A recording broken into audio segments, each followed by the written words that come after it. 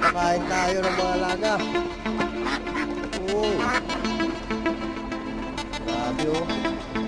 Oh, sige, kain. Kain lang. Pabonus na yan. Mabilis ito kumakain.